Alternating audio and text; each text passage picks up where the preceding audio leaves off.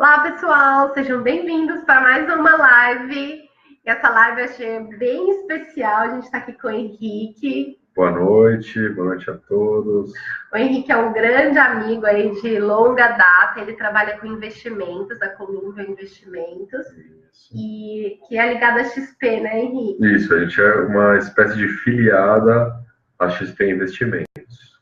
E tem quanto tempo você trabalha aí com investimentos? Conta um pouquinho da sua história para o pessoal. Já tem bastante tempo. Ele dá aula na GV, né? Se vocês precisarem de consultoria, ele também presta consultorias gratuitas. Isso, a ideia é a gente ajudar, o nosso objetivo é ajudar o brasileiro a investir, né? Esse é o nosso principal objetivo. Né?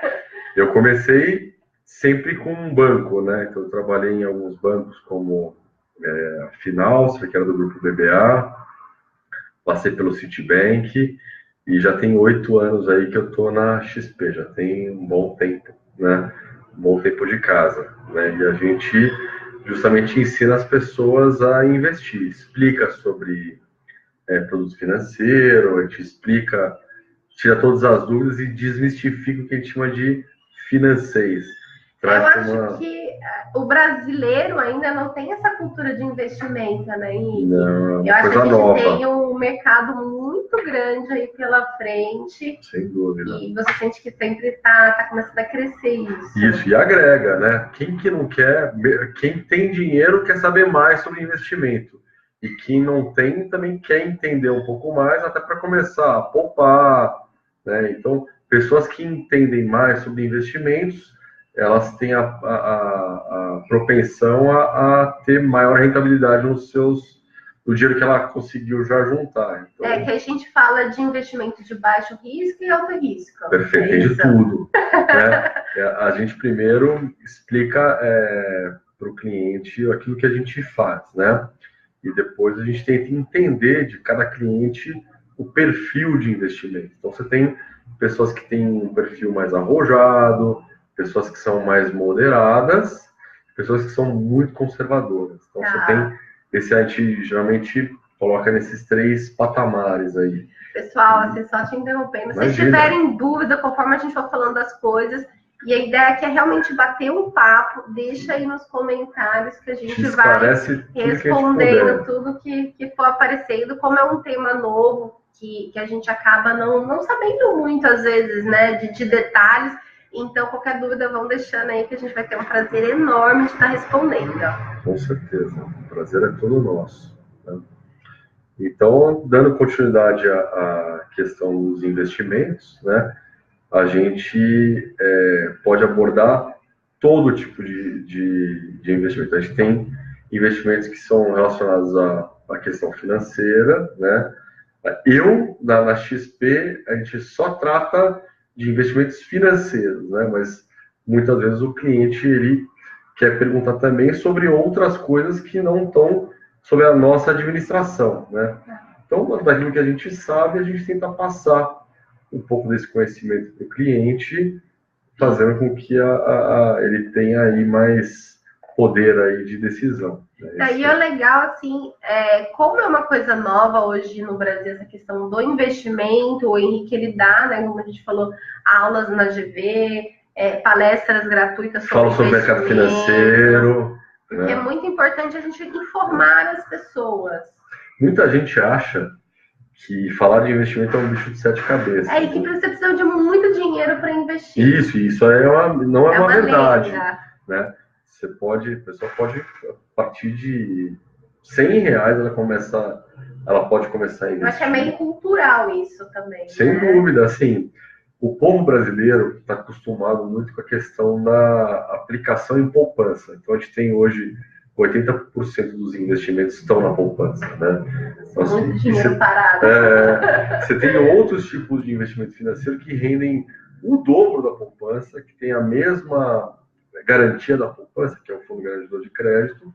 Imagina, rendendo a mesma coisa, aliás, o mesmo tipo de risco, mas que rendendo o dobro do que a poupança hoje paga. A gente tenta abrir esse olho para o cliente, fazer com que ele invista mais corretamente e tenha um retorno melhor do seu dinheiro. Esse é o nosso principal objetivo.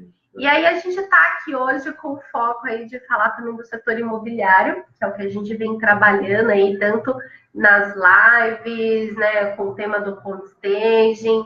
E assim, Henrique, acho que a gente vive um momento bem apreensivo desde 2014, 2015, do setor imobiliário.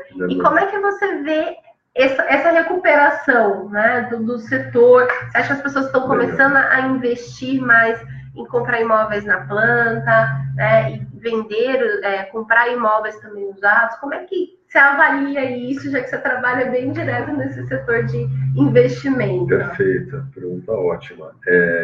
Se pegar o setor imobiliário, 2008 teve aquele grande estouro da Bolsa Americana, que foi a crise do subprime, que a gente não precisa nem entrar nos detalhes.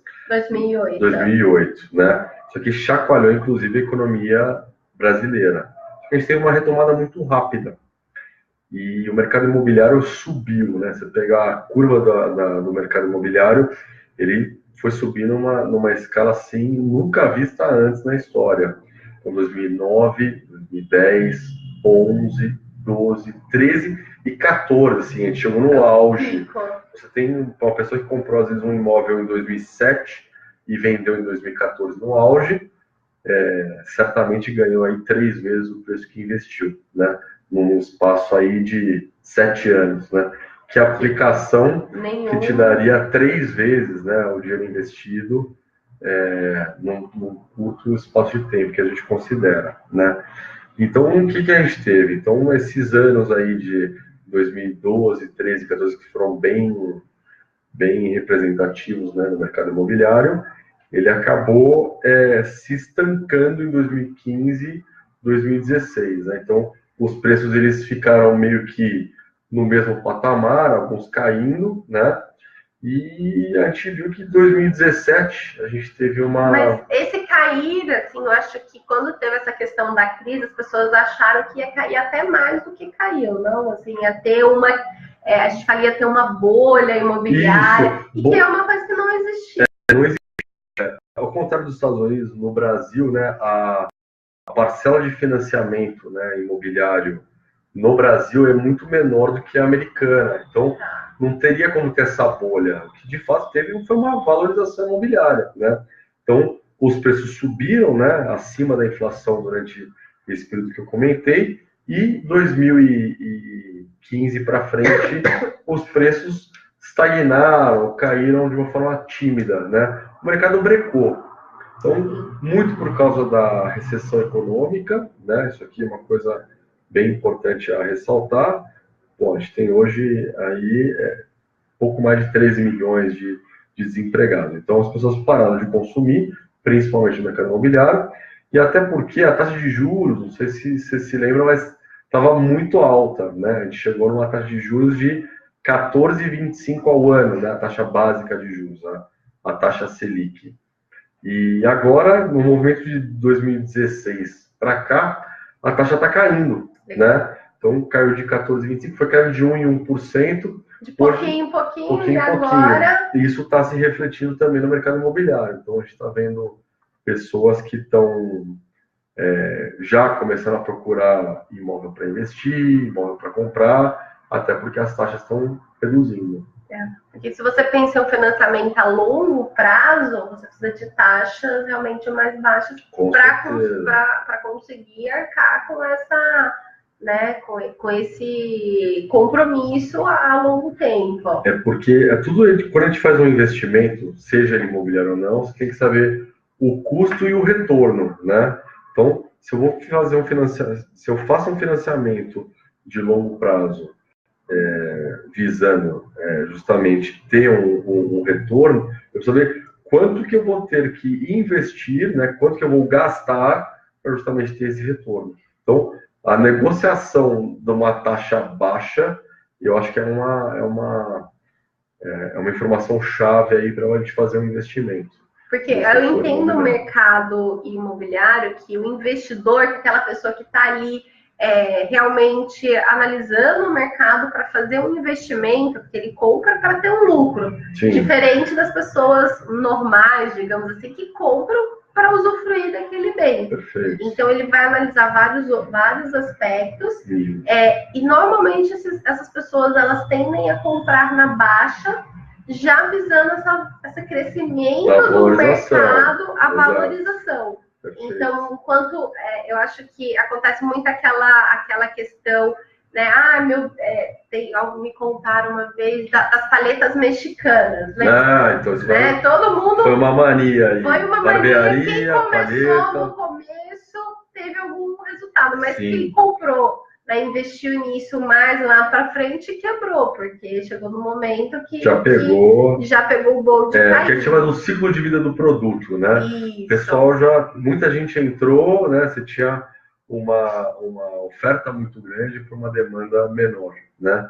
E acabou que quem chega no início geralmente pega a onda. Agora, quem já pega a onda, né, no meio do caminho, às vezes arca com prejuízo. Isso aí acontece. A gente vê, pelo menos eu estou aqui em São Paulo, né? Não sei como está no resto do Brasil, mas hoje existe construção de grandes empreendimentos pequenos, né, de metragens reduzidas, e que são vendidos, né, desde o ano passado, assim, rapidamente. A gente tem, inclusive, construtoras que são especializadas, né, em fazer esse tipo de construção, apartamentos menores, né, mas com um alto valor agregado. E normalmente perto de faculdades, hospitais, né, de grande circulação.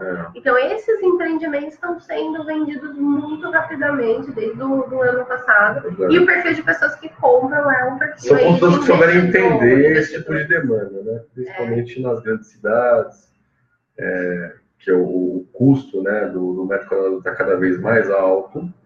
Então, você pega um apartamento aí na média de 20, 30 metros quadrados, que é uma pessoa que mora sozinha, ou é um casal que está começando a vida, né? Então opta por pegar apartamentos menores, que você tem um custo mais baixo, né? Que você tem uma facilidade aí para financiar e para conseguir manter aí o custo de vida aí. Aí, só para acho que resumir o que a gente estava falando aqui, a gente estava sendo que, como a taxa, né, caiu, os investidores que já possuíam dinheiro já estão adquirindo os imóveis, e quem ainda faltava algum valor para complementar, até eles já conseguem hoje, porque até essa taxa está mais baixa. Está caindo. Os bancos estão... Porque quando você compra imóvel na planta, você tem aí 3 anos para ir pagando, normalmente depois que você faz o financiamento. E aí, para os imóveis usados, normalmente você tem que dar uma entrada, você já tem que ter aquele dinheiro reservado para depois financiar. Então, o que a gente percebe é que realmente esse ano o mercado imobiliário vai começar a dar uma aquecida. Geralmente, quem faz essa sinalização para a gente é a Caixa Econômica Federal, que é a maior financiadora, né? E eles geralmente fazem o piso, o pontapé inicial para onde o mercado vai. Então, o primeiro banco faz esse movimento e os bancos privados continuam esse movimento inicial, né? Então, a questão agora, o primeiro banco baixou a taxa de juros, os bancos, em efeito, né, cascata, também vão diminuindo. Então, a gente tinha antes, quando você tem um momento de recessão, um momento de crise, os bancos eles se fecham. E o fato de eles se fecharem, eles começam a colocar impeditivos, né? Então, quando você tem uma economia mais abastada, ele começa a dilatar e ser mais flexível. Então, a gente passou por um momento de inflexibilidade, né? Então, os bancos estavam bem engessados. Bem rígidos, né? Até porque o custo estava muito alto para financiar, para pegar emprestado dinheiro, e o risco estava muito maior, né? Agora a gente continua com um risco alto, que a gente não conseguiu estancar muito a questão do desemprego, mas as taxas estão menores. Então, o custo para poder emprestar esse dinheiro está cada vez menor. Então, qualquer pessoa que tem um financiamento hoje pode ir no banco. Se pegou um financiamento com juros altos, né, nessa época de taxa de juros altos, consegue facilmente hoje negociar com a instituição que ele pegou o crédito, ou ele pode fazer a portabilidade, ele pode pegar essa dívida que ele tem e portabilizar para uma outra instituição. Então, o governo te dá essa flexibilidade. Vou dizer oi para o pessoal aqui que está chegando. Estela, seja bem-vinda. Ulisses, Tayana, Maria Ângela, sejam bem-vindos, boa noite. Se tiverem alguma dúvida relacionada a investimentos, pode deixar aqui nos comentários. Eu já deixei os dados do Henrique, se vocês quiserem entrar em contato direto com ele também. É super acessível. Eu estou em São Paulo, mas a gente atende o Brasil inteiro. E o mundo também. Do Oiapoque ao Chuí, tratando o mundo também. A gente faz inclusive operação fora do Brasil. Então, pessoal, podem entrar em contato se eles tiverem alguma dúvida. E a gente está aqui batendo papo realmente de investimento, tentando focar aí no setor imobiliário, trazendo aí boas novidades de um especialista que trabalha nessa área aí. E uma pergunta que eu queria te fazer, Henrique, que é o que eu falo muito, né, no curso, nas lives, no blog também eu faço post. Quando a pessoa tem um imóvel usado, ela mora no imóvel e está querendo vender.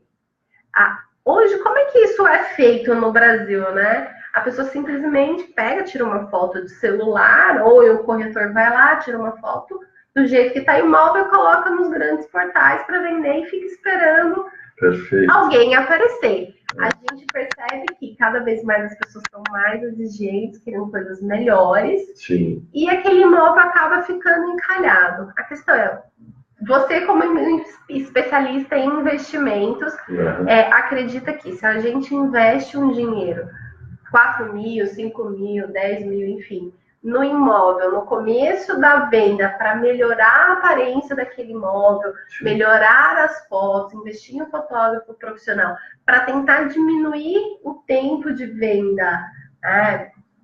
A gente está empregando um dinheiro, que é um investimento, para fazer com que um outro investimento gire mais rápido. Sim. Você acha que isso vale a pena? Eu acho que vale. Até vou contar uma particularidade, né? Nos Estados Unidos, quando você vê, né, um imóvel para alugar, um imóvel para vender... E o Henrique pode falar muito disso, porque ele morou lá fora durante... 2 anos. 2 anos ele morou lá fora, né? Então ele traz, assim, um... o que eu vi de lá, né, que já é o mercado mais maduro. Os Estados Unidos, eles são os reis do marketing, né? Então, tudo que a gente está aprendendo aí, a gente está aprendendo com um professor muito bom, Sim. Que são os americanos, né? E lá para tudo, né? Então, você pega um imóvel para alugar, um imóvel para vender, você vê aquelas fotos que são hollywoodianas, né? Você pega a casa, o ângulo que é trabalhado, o tipo de iluminação. O Henrique está me falando que tem faculdade. Tem faculdade que eles chamam de faculdade de real estate, né? Real estate, para quem não sabe, é imóveis, tá? Então, para você hoje ser um corretor de imóveis nos Estados Unidos, você precisa fazer uma faculdade, são 4 anos de faculdade. Nossa. É uma faculdade como se fosse uma faculdade de administração. Então, isso aqui é uma profissão e é levado super a sério. Isso é uma novidade, eu não sabia. Isso aqui, então, são pessoas que são especializadas em venda, aluguel, né, de imóveis. Então, é levado tão a sério que isso aqui é um processo que você demora, né? No Brasil,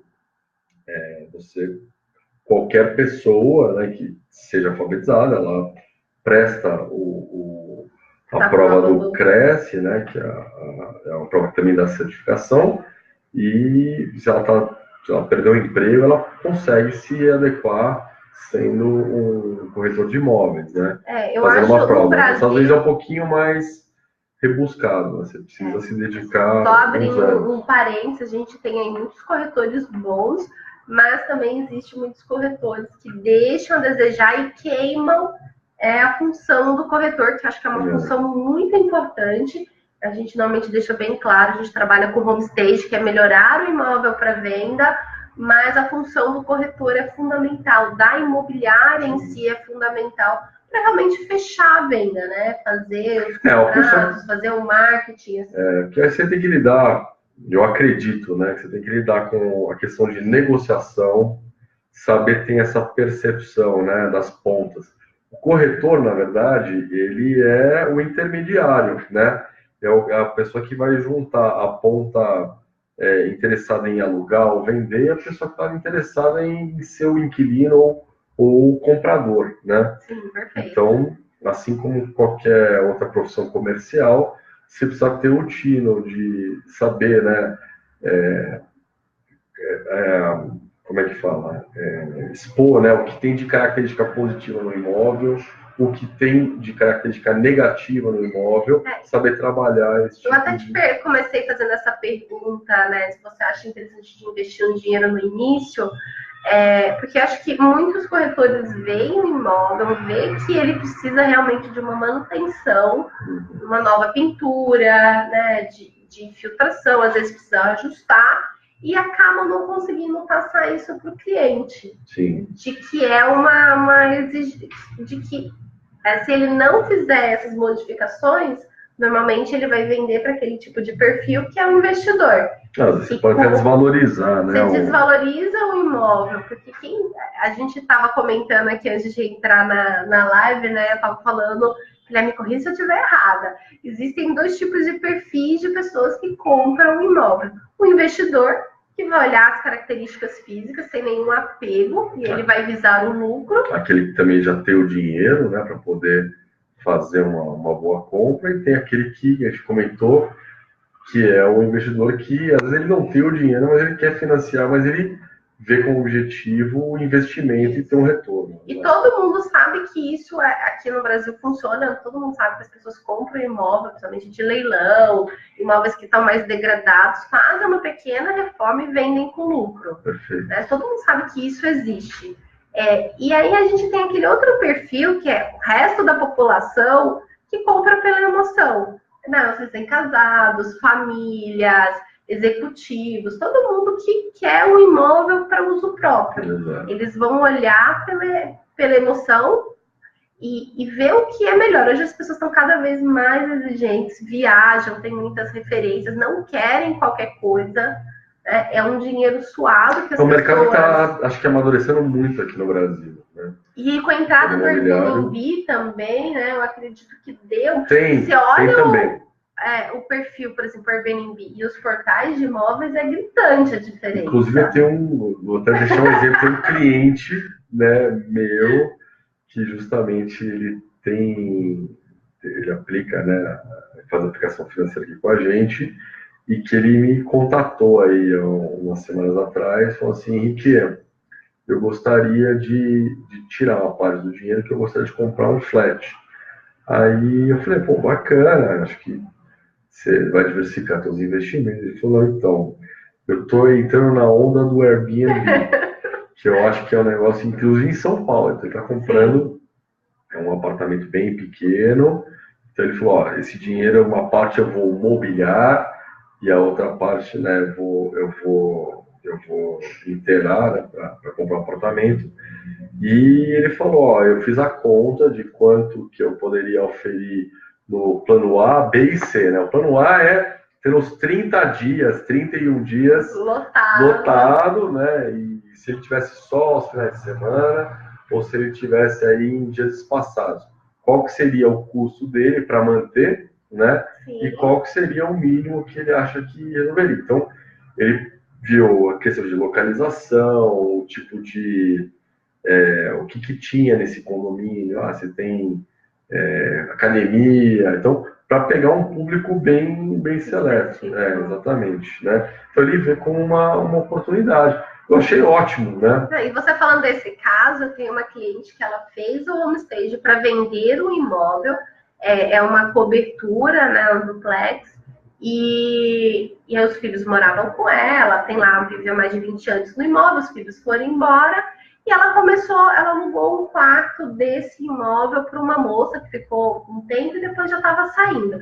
A gente foi lá, fez o homestay, tiramos fotos, e aí eu voltei para conversar com ela depois, e ela falou, ele tem 3 meses já lotado. Depois que eu troquei a foto que estava antes pelas que vocês fizeram, eu já lotei 3 meses aqui, o espaço. Então, tipo, já tive o retorno do investimento, aliás, do homestage, né? Porque 3 meses de lotação assim. Então, a gente precisa realmente se diferenciar aí do mercado. Eu acho que tudo é válido. O exemplo que você deu e esse exemplo mostra cada vez mais que você está investindo, não é um gasto. Acho que as pessoas entendem muito. Eu vou vender, por que eu vou pintar o apartamento? Por que eu vou fazer alguma coisa se eu quero vender? Muito pelo contrário. E eu já tinha ouvido isso aqui de muitos anos, né? O homestage tem quase 50 anos. Pois nos Estados Unidos, Europa. Você não vê Canadá. foto mal tirada, né? Não muitas vezes, inclusive, você olha a foto, você fica deslumbrado, né? Às vezes você vai no local e fala assim, mas será que é mesmo? A perspectiva que foi tirada foi ótima. Então, acho que isso aqui é uma coisa que chama, né? Assim como a mídia que você vai anunciar, acho que isso aqui é importante. No passado, até 20 e poucos anos atrás, a gente mal tinha internet. Sim. As mídias eram ou anunciavam no jornal, às vezes não tinha nem foto. Porque o homestage ele surgiu antes até dessa questão da internet e da fotografia, né? Foi muito bem colocado. A ideia do homestage é você encenar o imóvel para venda. Então, antigamente você fazia anúncio no jornal, a pessoa ia até o imóvel para ver, dificilmente tinha foto. E aí, essa questão de ir no local e ver fisicamente, o homestage veio daí, de você realmente decorar os imóveis para venda. E aí, com toda essa questão da tecnologia, da internet, do acesso, né, todo o telefone onde tem fotografia, eu acho que o corretor aqui no Brasil, ele assumiu essa função de ser fotógrafo, de ser videomaker, de ser um monte de outras coisas que não condizem com a real função dele, né? A gente faz homestage, eu gasto um dia, às vezes 2 dias inteiros arrumando a casa do cliente para conseguir tirar fotos. E é uma equipe, normalmente, com 2, 3 pessoas, 2 fazendo homestage, uma fazendo foto, e todo um trabalho antes e depois. Então, eu acho que é muito amador ainda hoje no Brasil. Não sei se você sabe esses dados, mas eu falo direto, acho que o povo deve estar cansado de ouvir. Dentro do Zap Imóveis e do Viva Real tem 7 milhões de imóveis, é uma reportagem que saiu no Globo, e desses 7 milhões, apenas 4 milhões geram interesse. E quase metade dos imóveis estão abandonados, as moscas, porque ninguém tem interesse por eles. E é bem isso que você falou, né? São fotos mal tiradas, com a bagunça nossa de cada dia. Não tem um profissionalismo e uma exigência do mercado hoje nesse sentido de realmente fazer alguma coisa para valorizar o imóvel. Eu acho que quem faz isso hoje sai na frente, se destaca dentro aí dos portais e também dentro realmente de acelerar a venda aí do imóvel. Então, mas eu acredito que daqui para frente, falando da parte econômica, né, a expectativa é que a economia ela volte a crescer. Então, E é aquilo que gera concorrência. Se a pessoa tem dinheiro, ela quer comprar. Agora, antes ela queria, mas ela não podia porque ela não tinha dinheiro. Agora ela quer e tem o dinheiro. Então gera-se uma concorrência pelo melhor imóvel. Até dar um exemplo de São Paulo, né? Como é a verdade que a gente está aqui, a todo momento a gente está para lá e para cá. Durante esses últimos 3, 4 anos a gente viu pouca obra na cidade, pouco guindaste, né? Sim. E agora apareceu muito assim, vários lugares. De casa tinha uma obra, eu mudei tem 3 anos, quase 3 anos ou mais, por aí. E do nada surgiu, eles estão fazendo um decorado agora, decorado não, aquela parte, né, de que tem a maquete, para ter um decorado um pouco mais à frente. Mas em 15 dias eles ergueram do nada, tinha um terreno em frente que a gente já estava parado ali, em 15 dias ergueram um stand, tá quase pronto. Tem um dado que é super interessante, né? Que a gente está no mercado financeiro, a gente acompanha inclusive as ações de construtor e tudo mais. Quando começa uma crise, são as ações que começam a desvalorizar primeiro. né? Então são os primeiros a sentir o impacto da recessão, mercado imobiliário. Então as construtoras principalmente. E quando começa a retomada, são os primeiros a subirem também, né? Então a gente está numa expectativa de um crescimento para o ano de 2019. Então a gente passou aí quase 5 anos de recessão, né? Forte, e tudo está apontando que agora já chegamos nesse fim do ciclo de baixa. Então 2019 em diante serão anos bons aí. O que a gente está aguardando, porque a gente tem muita questão de volatilidade. Tem questão esse ano da política. Questão política. Isso aqui é uma coisa que... Né, na questão dos investimentos. A gente pegou um governo de transição, né, desde 2016, que teve muita conturbação política ao longo desses 2 anos, e ano de política não tem jeito. Ano de política você tem polarização. Hoje, que no Brasil, geralmente você não se via esse tipo de posição, né? Então, você tem uma esquerda muito forte, uma direita muito forte, não sabe quem que vai ser candidato de fato. Você tem 20 pré-candidatos, não tem nada definido até agosto. E, óbvio, isso aqui está impactando no mercado, isso aqui está impactando... Hoje teve a reunião do Copom, mantiveram a taxa de juros em 6,5% ao ano, né? É um bom sinal. Então, eu não entendo. Depende do ponto de vista, né? Para quem tem investimento financeiro, é um mau sinal, né? Mas para quem precisa do dinheiro para financiar o setor privado, se eu quiser pegar dinheiro emprestado para minha empresa, para começar a engrenar na economia, isso aqui é um bom sinal. No mercado você sempre tem uma pessoa que chora, você tem outra pessoa que vende o lenço, né? Então, sempre você tem os dois lados da moeda. Mas a gente acredita assim, vamos pensar em expectativa econômica, né? Que o Brasil começa a retomar, depois das eleições. É um ciclo, né, Henrique? A ideia começa-se a construir mais, você gera mais emprego e o dinheiro acaba fluindo. É tudo, é uma cadeia, né? Então, quando a gente está numa época de instabilidade política, consequentemente, você tem muitos investidores que são os investidores estrangeiros, né? Esses são os que dão a entrada de capital no Brasil. Então, bem colocado. Então, você tem lá investidores assim como os americanos, você tem investidores japoneses, chineses, muita gente olhando países emergentes. E eu tenho uma aluna do nosso curso fechado que ela está fazendo uma casa, reformando, fazendo uma pequena reforma numa casa na Chácara Flora, que o investidor é chinês. Mora lá, a casa ficou fechada por quase 1 ano. Muitos estão vindo para o Brasil. Agora ele quer realmente vender, não conseguiu vender, e ela está fazendo uma reforma grande lá, trocando questão de telhado, porque estava com infiltração, né? Estava caindo dentro, fazendo uma limpeza, mexendo em esquadrias, essas coisas, dando uma geral para colocar à venda. E é um investidor chinês. A gente tem o principal fluxo de dinheiro entrando no Brasil, né, hoje é chinês, né? Você tem, inclusive lá no Centro-Oeste, da onde você vem também, né?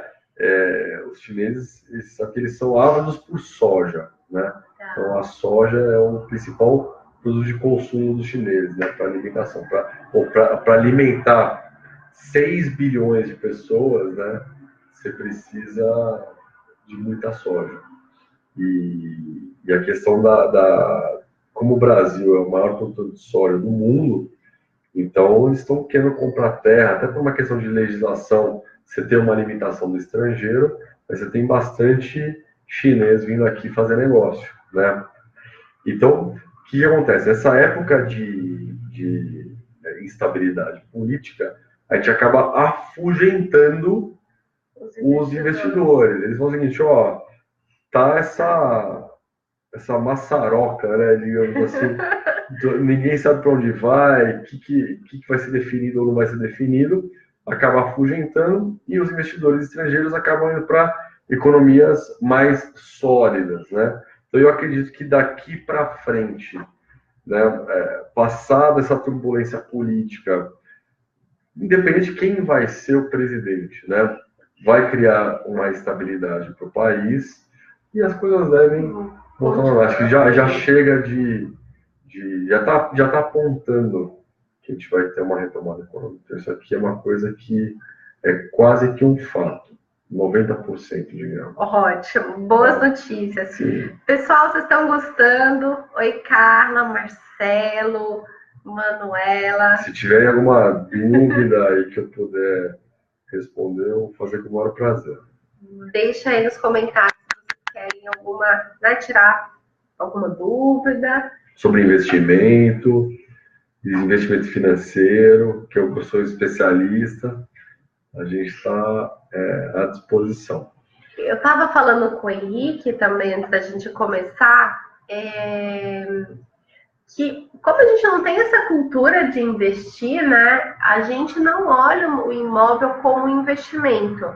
Então, eu vou colocar ele para vender, e aí eu conversando com o corretor, ele me falou uma coisa que eu achei que é muito legal. Falei, existem 2 tipos de pessoas quando vão vender um imóvel. Um que coloca o imóvel à venda, e aí ele colocou o imóvel, colocou o preço que ele quer e ficou lá. Se vender, não vendeu, passou 2, 3 anos, ele colocou a venda. E aquele que realmente precisa vender o imóvel. E aí esse vai fazer alguma ação para realmente acelerar a venda dele.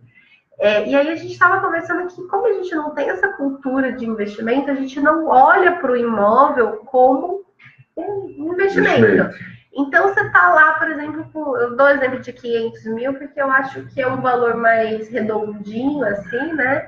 Você está com um investimento de 500 mil reais no imóvel parado. Que é o valor dele, né? Que é o valor real dele. Né? Por mês, se esse dinheiro tivesse aplicado em algum investimento aí de baixo risco... No mínimo, R$ 2.500 por mês ele teria de rentabilidade. No mínimo, R$ 2.500. Então, vamos lá, em 4 meses, com o imóvel parado, ele já perdeu R$ 10 mil. Exato. Que poderia ser usado para fazer algum trabalho para ajudar a acelerar a venda. No mercado financeiro, deixar de ganhar significa perder. Né? Gostei. Então ele deixa de ganhar. Exato. E sai perdendo, porque não tem essa consciência de investimento. Né? E aí você tem toda a questão também de desvalorização do imóvel, que também é uma outra coisa que ninguém coloca na ponta do lápis. Quando você monta um escritório, você coloca a depreciação do computador, do carro, né, de tudo. Manutenção. Custos recorrentes, né? Gente, o pessoal, eu estava contando para ele que eu tenho uma amiga que ela foi alugar um apartamento e ela foi visitar um que estava lá na imobiliária, chegou lá que estava cheio de barato o apartamento, porque a pessoa tinha dedetizado e nem chegou antes para varrer. Essa é a cultura hoje do brasileiro. Se a pessoa que alugou, ela nem entrou no apartamento. Então ela, né, se ela deixou de ganhar, ela perdeu. Espantou o prospect aí. Complicado. E isso acontece muito, não nesse caso no sentido da barata sempre, mas da pessoa não olhar para aquele bem. Não se preocupar com a imagem do imóvel em si. Da imagem do imóvel, isso mesmo. Verdade. O que mais a gente pode conversar aqui, Henrique? A gente pode falar um pouquinho mais aprofundado nesses que a gente chama de custo de oportunidade, né? De você saber negociar a compra de um imóvel muito bem negociado. A gente tem casos de pessoas que também compram imóveis de leilão. Né? Eu particularmente nunca comprei, né? Mas meu irmão comprou. Meu irmão comprou. Então, o que é o leilão? Né? Você tem N motivos para a pessoa comprar um imóvel de leilão. Então, a pessoa que está entregando imóvel no leilão, ela financiou e por algum motivo ela não conseguiu pagar. Então, o banco toma esse imóvel de volta e coloca para o leiloeiro. Né? Sim. E aí eles vão vender o imóvel para tentar sanar parte do prejuízo. Isso aqui é por conta do financiador, né, da instituição bancária. E uma coisa também, se me corrija se eu estiver errada, que eu estava conversando com o gerente de banco, ele falou que quando a pessoa vende um imóvel no leilão, Se não quitou a dívida, a pessoa que tinha o imóvel continua com parte da dívida. Ele vai pagar parte das custas, né? Então, ele tem um imóvel de 100 mil reais. Aliás, eu vou até dar um dado interessante, né? Que é importante para quem é mutuário. O mutuário nada mais é do que a pessoa que vai financiar o imóvel, né? Você tem uma lei que protege o mutuário até o imóvel receber o habite, né? Então, eu vou lá, comprei um imóvel na planta, né? Durante, sei lá, 2 anos, 3 anos. As lives são muito informativas, hein, gente? Então, a pessoa comprou um imóvel, né? Então, esses pagamentos que ela vai fazer, ela faz diretamente com a construtora. Então, ela faz aquelas parcelas mensais, a cada semestre tem que pagar um pouco mais, 12 meses, 24 meses, e ela vai fazendo esse acordo de parcelamento junto à imobiliária, à construtora, tá?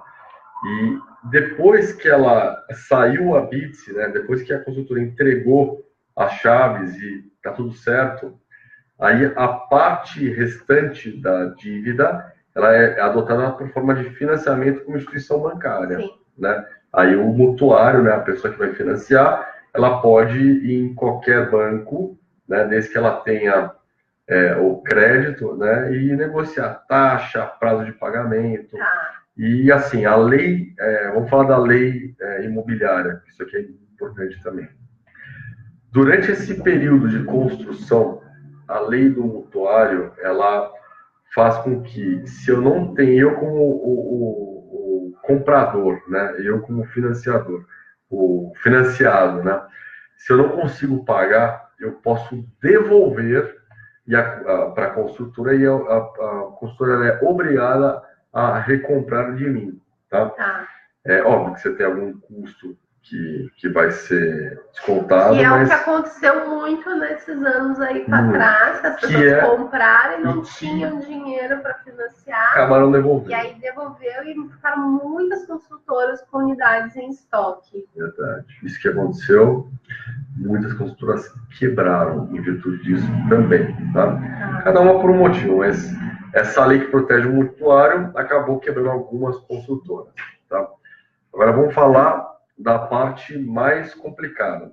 Quando o mutuário faz o financiamento diretamente com o banco, quando acabou o processo de pagamento com a construtora, ele entra numa outra fase, né? Que é essa fase de financiamento, e que, se ele se apertar, a execução do leilão é muito rápida, né? Então, eu não consegui pagar no primeiro mês, aí eu vou arrastar para o segundo. No terceiro, eu já sou notificado pela instituição, né? E aí começa um processo, né, que acaba pressionando eu como mutuário, e aí eu tenho a opção de devolver o imóvel e ir a leilão, né? De eu estender esse prazo, mas aí a gente chama do nome sujo, né? Eu não pagando, eu fico com o nome sujo em todo o mercado, né? E aí, passando por esse processo da execução, isso aqui é só uma curiosidade, tá? Para que a gente nunca consiga chegar nisso, né? Então, até para quando a pessoa for financiar, né? Saber o tipo de imóvel, qual que é o valor que ela teria fôlego para financiar, para não chegar nessas vias de fato. Porque quando o imóvel vai para leilão, a dívida vai ter que ser paga pelo mutuário. Então, todo esse custo de leilão, o que o banco faz? O banco, ele pega o imóvel,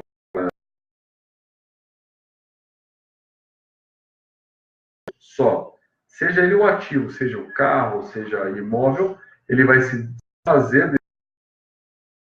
Tá indo uma boa? Acho que foi, né? Travou, mas voltou. Então, e essa fase de leilão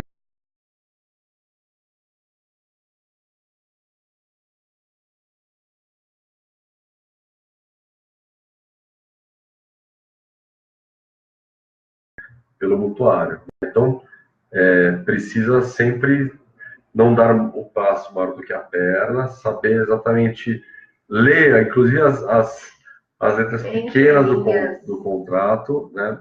Que a gente viu esse movimento acontecer nessa época de crise, né? Mas sim, é sempre bom. Para a pessoa que está no aluguel também, que gostaria de ter o primeiro imóvel... A gente falando disso de devolver, né? A gente teve muitos imóveis que foram devolvidos.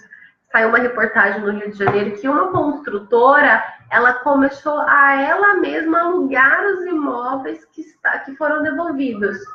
Porque para comprar, normalmente é um passo muito grande. Você não sabe se vai gostar da região, se adapta.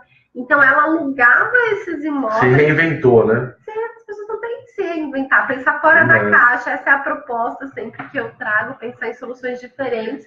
Então, ela alugou e com a condição que, se a pessoa depois, sei lá, de 1 ano ou 2 quisesse comprar, ela bateria, tipo, a diferença do aluguel, alguma coisa assim no financiamento do imóvel. Então, isso faz, né, te dá mais segurança para você adquirir aquele imóvel, para ver se você realmente gosta, se adapta. Então, eu achei isso super interessante, porque teve bastante devolução de imóveis, né? Muitos. Imagina, eu tive amigos que tiveram que devolver, que compraram realmente para investir no meio dessa crise aí, tiveram que devolver 2 imóveis. E aí o prejuízo é grande, porque a construtora, até conseguir devolver o dinheiro, porque todas estão quebradas. Muitas. Então, é complicadíssimo. Mas eu acho que vale. A gente recomenda que, assim, diversificação de investimento. Nunca colocar os ovos na mesma cesta. Por mais que a gente cuida, né, dos investimentos financeiros, né, dos clientes, aqueles que têm diversificação, eu acho que a gente não sabe como é que a economia se comporta, a gente não consegue prever o futuro, mas a partir do que o imóvel está sempre lá, né? E uma hora, se ele não está tão valorizado agora, uma hora ele vai valorizar. Isso aí... E se a gente fizer uma pequena melhora mínima, uma readaptação, a tendência é eu conseguir vender mais rápido os que não estão, com certeza. Perfeito. Pessoal, acho que vamos encerrando por aqui, né? Foi muito bom estar falando aí com vocês. Eu acho que muita gente não conseguiu assistir, né? Na corrida e o dia a dia. Mas quem assistir depois, quiser deixar os comentários, entrar em contato com o Henrique, tá?